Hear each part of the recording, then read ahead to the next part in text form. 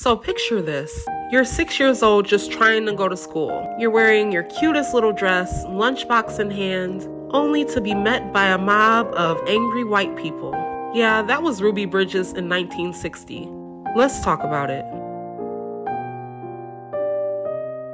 So Ruby Bridges was born in 1954, the same year the Supreme Court hit the country with that Brown v. Board of Education ruling, basically saying, yeah, separate but equal, not a thing. But we all know how America operates. Just because the law changes doesn't mean people are ready to act right. Fast forward to 1960, New Orleans decides, all right, let's integrate, but just a little. Out of all the black kids who took the entrance exam to attend an all-white school, 6 passed. And out of those 6, only 1 actually went through with it. Enter Ruby Bridges, the definition of unbothered black excellence. On November 14, 1960, 6-year-old Ruby walked into William Frantz Elementary School, and she had to be escorted by 4 federal marshals because, again, grown-ass adults were outside protesting like children. And we're not talking just a handful. We're talking mobs screaming, throwing things, holding signs with slurs on them. I mean, one woman even had the audacity to hold up a tiny coffin with a black doll in it. Like, ma'am, are you okay? And inside the school, white parents threw tantrums, pulling their kids out. And all of the educators refused to teach Ruby, except for one, Barbara Henry, who basically became Ruby's personal teacher for an entire year.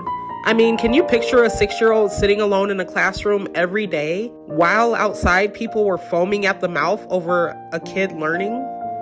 Unfucking believable. I mean, and to be so young, Ruby was cool as a cucumber. Her parents, struggling, her dad lost his job, her grandparents got evicted, and grocery stores refused to sell to her mother, all because their baby dared to get an education. But her family stood 10 toes down because they knew this moment was bigger than them. And can we talk about how Ruby handled it? Because the way she used to pray for the very people who tormented her, I could never. But that's what she did every day. She prayed for them because in her 6-year-old mind, they needed it. Which, I mean, she wasn't wrong. But that level of grace, I can't even pretend to have. Now, eventually things slowly got better. By 2nd grade, more black students started enrolling. And decades later, Ruby's legacy is everywhere, from books to movies to paintings, including that famous Norman Rockwell piece, The Problem We All Live With. You know, the one where Ruby's walking past the N-word on the wall like it's just another Tuesday? Yeah, that one. Now, today, Ruby is still out here doing the work, advocating for education, fighting for racial justice, and reminding us that progress is never easy but always necessary. But the wild part is, some people are still out here trying to ban books that mention her in them. I mean, make that make sense. If you made it this far, drop a stack of books in the comments and tell me, what's something you learned about Ruby Bridges that surprised you? Also, share this with someone who needs a history lesson, because clearly, some folks missed the memo.